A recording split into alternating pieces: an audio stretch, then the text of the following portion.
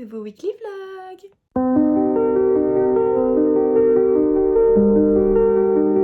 Je vous retrouve, on est mercredi 17 il me semble, on est mercredi 17. J'ai réussi à poster le vlog de la semaine dernière à l'heure, genre je ne l'ai posté pas le dimanche mais le lundi, ce qui est déjà pas mal, donc je suis très contente. Et là je vous reprends, alors pas en début de semaine parce que j'avoue qu'en ce moment, à part bosser au boulot, bosser pour la fac et tryhard Animal Crossing, je ne fais rien, d'accord, je fais rien. C'est le ménage, mais à part ça je fais rien, donc je ne lis pas. Mais la semaine dernière j'avais oublié de vous faire un update lecture sur un truc. J'avais zappé, c'est pas que j'avais pas eu le temps, c'est que j'avais complètement zappé. Et donc là j'ai 2-3 trucs à vous dire. Vous faire cet update là, il y aura un autre clip je pense aujourd'hui parce qu'il y a pas mal de nouveautés qui sortent, donc je vais sans doute en acheter quelques-unes. Et que je vous parle de mes éventuels projets de lecture dans la semaine et de mes projets plus globaux. Que oui, j'avoue qu'en ce moment je réfléchis pas mal. Alors quand je dis en ce moment, ça fait depuis une bonne semaine que ça me travaille bien, mais je réfléchissais, non pas arrêter les réseaux sociaux, pas du tout, mais par rapport à mon pseudo surtout et à ma DA aussi, parce que Hurlune c'est un pseudo que j'avais choisi parce que moi ça me stresse les caractères spéciaux, genre les gens qui s'appellent je sais pas, par exemple Nadine 71, tu vois, parce que Nadine c'est déjà pris, ça me stresse. Donc je voulais un pseudo où il n'y avait pas de caractères spéciaux. Mais Hurlune, j'aime beaucoup, c'est très poétique, il y a pas de... Il y a le chat qui entend qui adore de folie. Si vous entendez de la cavale, désolé, c'est le chat. Je disais donc Hurlune, c'est très poétique, c'est très sympa, un peu littéraire, mais en soi, c'est un pseudo qui dit rien sur ce que je fais, sur mon activité littéraire, tu vois. Et ces derniers temps, je me suis remis beaucoup, bah je vous l'avais vu dans mes vlogs de toute façon, à mon premier amour, enfin non, pas mon premier amour, mon deuxième amour. Mon premier amour, vraiment, c'est les romans. Je lisais beaucoup de romans quand j'étais petite, mais le manga, c'est vraiment tout un trait, comme beaucoup de gens, hein, c'est un très grand pan de ma vie. Quand j'étais petite, ma maman me faisait regarder des animés du Club Dorothée sans que j'en ai conscience. Quand j'étais au CDI du... Ça va pas, toi, hein. Quand j'étais au CDI de mon collège, je lisais quelques mangas. C'était les mangas du studio Ghibli sans avoir conscience que c'était du manga. J'en parlais récemment quand j'ai racheté les Killary. Le premier manga que j'ai acheté, c'était Killary. Les premiers que je regardais, c'était fait en ayant conscience que c'était de l'animé, du manga, etc. C'était Fairy Tail, Tokyo Ghoul. Enfin, c'était... Voilà, j'ai toute une histoire avec le manga et c'est vrai que c'est quelque chose que j'ai lâché pendant un temps, auquel je suis revenue, je m'en suis rééloignée, Le manga, ça reste quand même quelque chose qui me correspond beaucoup et qui fait vraiment... j'ai beaucoup de tatouages de manga sur mon bras, c'est vraiment quelque chose qui fait intégrante partie de ma vie. Et je voulais aussi l'intégrer un peu dans mon pseudo, enfin bref. Je trouve qu'en fait la DA de mon compte, au niveau de ma photo de profil, surtout que c'est mon ex qui a pris cette photo de profil, ça fait un moment que je pensais à changer cette photo de profil. Mais voilà, j'aimerais bien changer un petit peu cette DA là de ce côté là. Si j'ai une voix de canard depuis tout à l'heure, je suis désolée, c'est que j'ai un rhume. Donc voilà, comme je compte développer un petit peu plus, de plus en plus mon activité sur les réseaux, loin de là, loin de l'idée de la laisser tomber, je me dis que si je dois changer de pseudo et un petit peu de DA, c'est peut-être maintenant, tu vois, c'est peut-être maintenant qu'il y a un petit truc à jouer. Et du coup, je pense que je ferai un sondage où j'en parlerai sur Instagram pour avoir des réactions en direct. Mais assez parlé de ça, je vais vous parler de mes lectures. Alors là-dedans, il n'y a qu'une lecture, calmons-nous, et le reste c'est des projets lecture. Au niveau de la lecture que j'ai faite la semaine dernière, j'ai lu une nouveauté de chez Soleil, Veux-tu que je tue pour toi, qui est complètement dans l'esthétique de ce que j'aime. En gros, pour faire le résumé vite fait, on est sur, c'est ce garçon, ouais, on est sur ce garçon qui se fait harceler, mais littéralement la première page du livre, c'est une scène assez trash de harcèlement. Vraiment, c'est un manga pour public très très averti, vraiment c'est du harcèlement à un level très trash.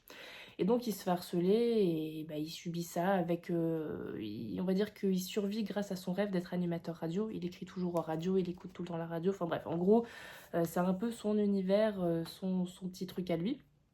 Et un jour, il y a cette personne qui va lui proposer de l'aider et littéralement de tuer ses harceleurs pour lui. En gros, il s'est pas proposé comme ça, enfin je crois que si, je me souviens plus. Mais bref, et en gros, tu vas voir tout un truc entre, bah du coup, cette jeune fille, assez mystérieuse d'ailleurs, qui se tape l'incruste et qui, en fait, on comprend très vite qu'elle a été harcelée aussi et qu'elle aimerait bien l'aider aussi d'une façon ou d'une autre. Mais peut-être qu'elle va avoir ses propres problèmes à gérer avec ses propres problèmes qui vont refaire surface. Et lui, du coup, on sait pas non plus trop d'où il sort. Il est aussi passionné de radio, il va devenir son ami. Tu sais pas trop ce qu'il cache, ce qu'il a fait dans sa vie, mais en tous les cas, il va proposer à notre héros de régler son problème. Et on va bien voir comment. En tout cas, ce tome est très sympa, c'est un très bon tome introductif, je trouve. Tous mes collègues n'étaient pas d'accord avec moi. Moi, j'ai beaucoup aimé, je trouve que c'est les vibes que c'est censé avoir quand t'as les trigger warning, harcèlement, suicide, meurtre, violence sexuelle, etc. Tu sais à quoi t'attendre, tu sais dans quoi tu vas. Donc pour moi, ça respecte bien cette atmosphère-là. On va dire la fin, je pensais qu'elle... Enfin, J'aime bien la fin, elle me donne trop envie de lire la suite évidemment. Je pensais que ça viendrait plus tard. Ce tome est très rapide, ça envoie, tu comprends pas encore tout, mais je pense que ça viendra avec la suite. Pour ce qui est de mes projets lecture, concernant mes projets lecture, il y a une suite de saga, c'est le tome 2 de L'amour est dans le thé, parce que j'aimerais bien le continuer. Le reste, c'est que du tome 1. On est toujours sur Twisted Wonderland, le 24, on n'oublie pas qu'il y a l'intégrale qui sort, et j'ai déjà pris co, mais j'aimerais bien lire un peu Twisted Wonderland avant.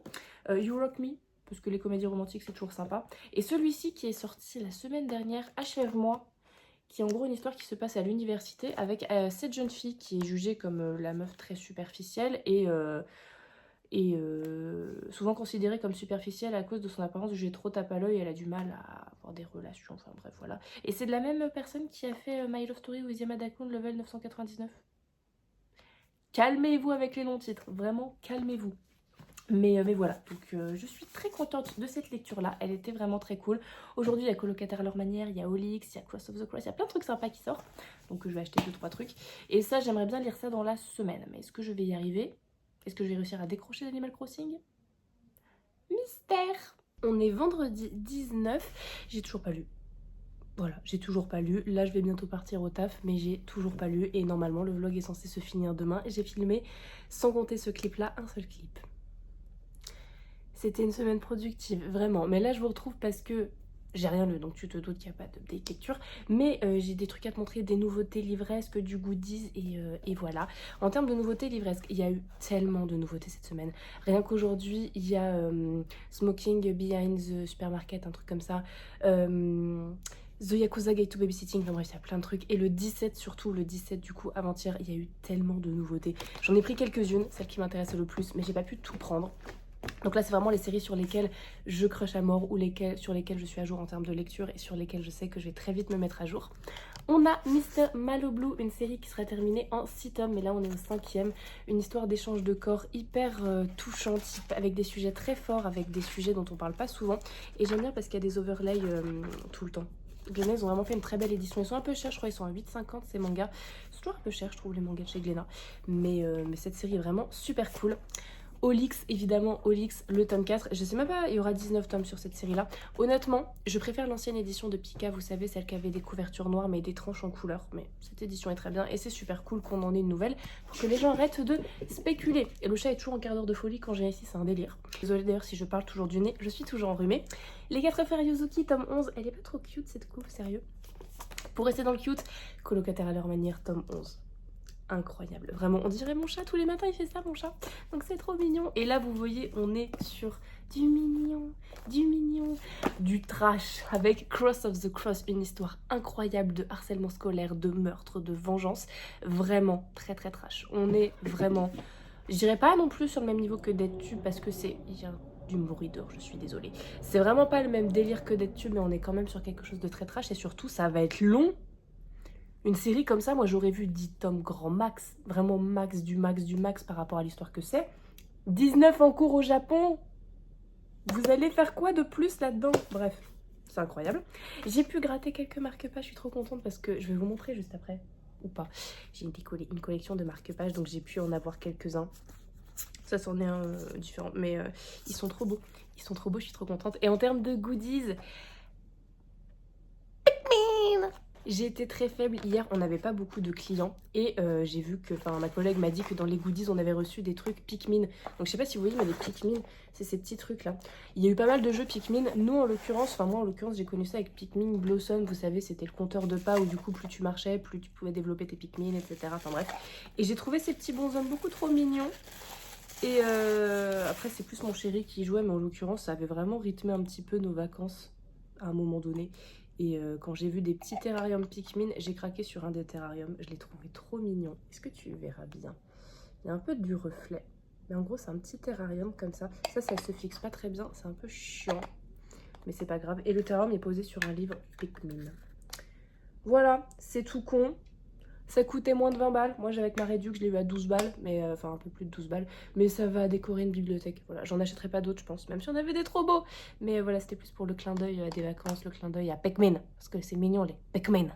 Et du coup, je crois que je vous les avais jamais montrés. Mais du coup, c'est le moment. En haut de mes bibliothèques, j'ai en gros 2 boîtes et des petites pochettes à lire comme ça. Où je range tout ce qui va être les goodies, les trucs de Mystery Box et les marque-pages. En gros, je sais pas pourquoi, j'avais eu 2 pochettes AI à un moment donné, j'avais dû faire 2 achats, enfin bref. Dans une des pochettes, du coup, il y a ma collection de marque-pages parce que je suis une grande collectionneuse dans l'âme, d'accord? Mais je peux pas me permettre de tout collectionner parce que ça coûte cher. Et donc, les marque-pages comme ça, généralement, tu les as gratuitement. Voilà. Quand je veux en prendre à mon boulot, j'en demande. Mais sinon, quand je fais des achats aussi, souvent, j'ai des marque-pages comme ça. Et du coup, je suis très contente. Il y en a plein. Ils sont généralement toujours un peu... Soit c'est des marque-pages random, soit ils sont quand même sur le thème de livres et tout. Donc voilà, j'ai aussi 2-3 ex-libris qui traînent là-dedans. Ensuite, il y a une boîte parce que je fais de temps en temps, mais pas trop, des ouvertures de Mystery Box. Donc on a du Ghibli, on a du Skull Panda, on a des trucs un peu plus random. Mais du coup, comme je sais pas où les mettre, et ben je les stocke là en attendant de savoir qu'est-ce que je fais de ces pins, etc. Il y a du Ghibli aussi, enfin bref.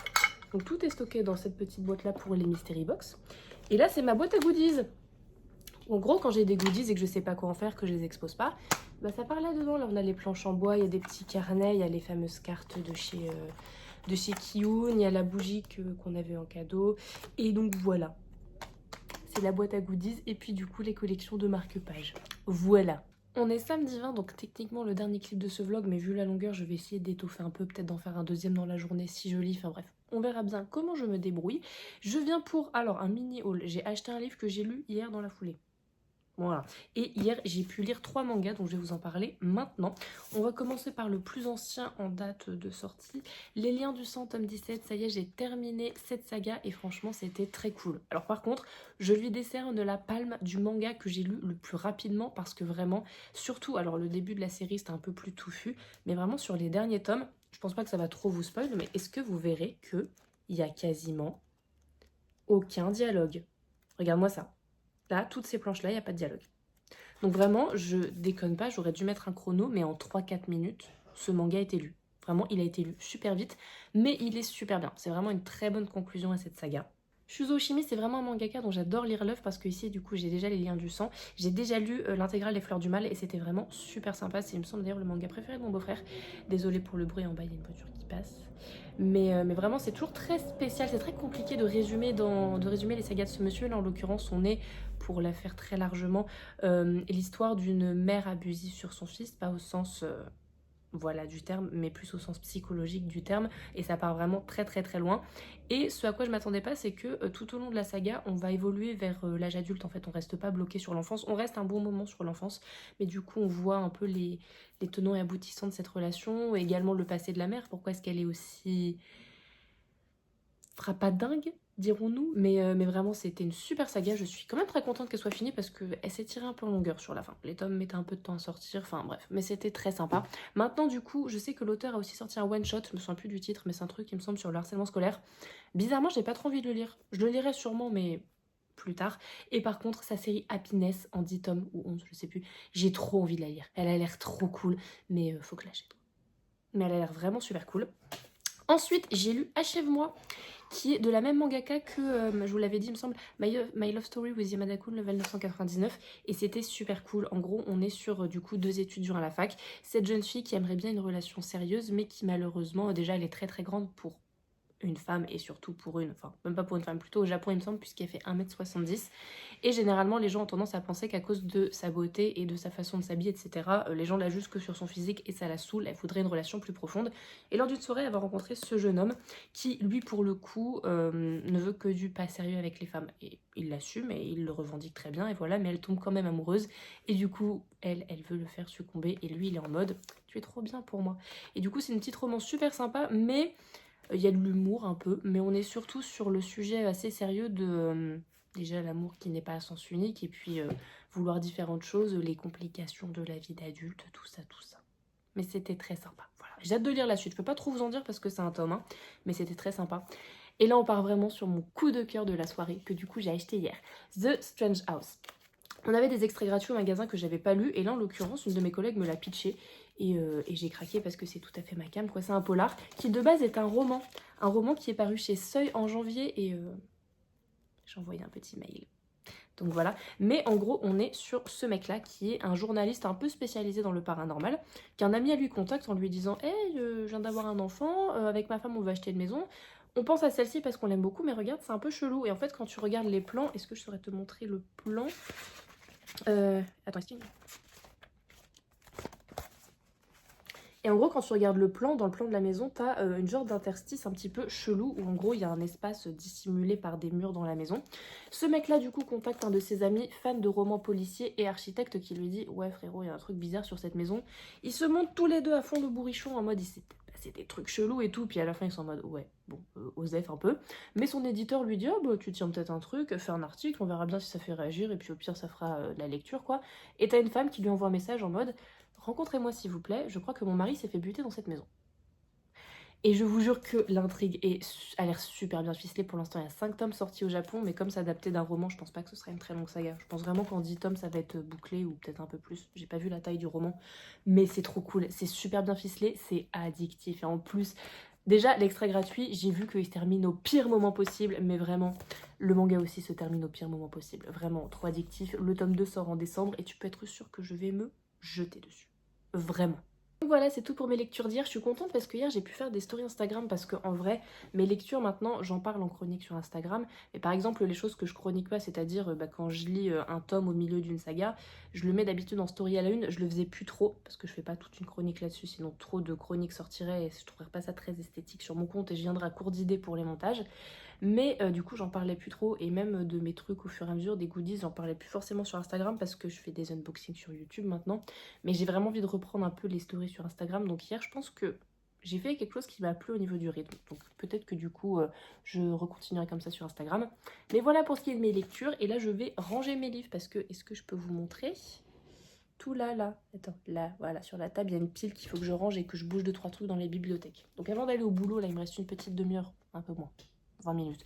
Je vais essayer de faire ça et on se retrouve plus tard pour les futures lectures. Deuxième clip de cette journée un peu impromptu parce qu'en soi j'ai rien acheté et je viens tout juste de rentrer du boulot, comme en témoignent mes lunettes un peu mouillées. Mais aujourd'hui je m'y attendais pas du tout. Il y a un client super sympa qui au boulot nous a fait un cadeau à moi et une de mes collègues et c'est une figurine Junji Ito. C'est une Pocket Cruise de la deuxième série du coup de chez Crunchyroll. Je crois que c'est Crunchyroll qui fait ça. Et en fait il nous avait dit qu'il en avait plusieurs et du coup il nous en a offert une. C'est trop mignon. Alors moi du coup j'ai regardé un peu ce qu'il y avait sur internet. Il n'y a pas trop ces personnages là en gros. Mais moi j'ai pas lu de Junji Ito à part Tomie. Donc j'aimerais bien Tomie. Si c'est ma collègue qui l'a, on fera éventuellement un échange. Mais c'est bien, ça va m'obliger à mettre à Junji Ito. Mais il est vraiment trop mignon ce client. Vraiment il est arrivé tout choupi. Et de base on n'a pas le droit d'accepter les cadeaux dans la vente. Mais bref, donc est-ce que c'est... Ouais, c'est un sachet mystère. C'est un sachet mystère. Je peux pas te dire ce que c'est juste comme ça, donc je vais ouvrir et puis on verra bien. Il est où le... Ah, il est là, l'ouverture facile. Non. Elle est où l'ouverture facile?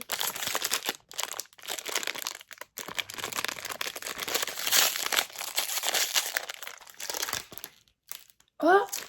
Mais non, j'ai la secrète? Ah non. Si? J'ai la secrète, les gars. Mais what the fuck? Parce que les autres étaient noirs et là j'ai la secrète. Attends, je te mettrai à l'écran si c'est celle-ci ou pas, mais what the fuck? J'ai la secrète? C'est incroyable! Attends, ça faut que je le sorte, mais mon dieu! Putain, c'est indigne, je suis même pas une si grande fan de Junji Ito, je suis indigne de ce truc-là. Et franchement, elle est trop belle. Alors là, je vais la mettre dans mes étagères quelque part en souvenir, mais trop contente! Merci beaucoup à ce client, je pense pas qu'il passera par là, mais merci à lui. J'espère qu'il se reconnaîtra si un jour il passe par là. Mais elle n'est pas méritée, hein, elle n'est pas méritée du tout.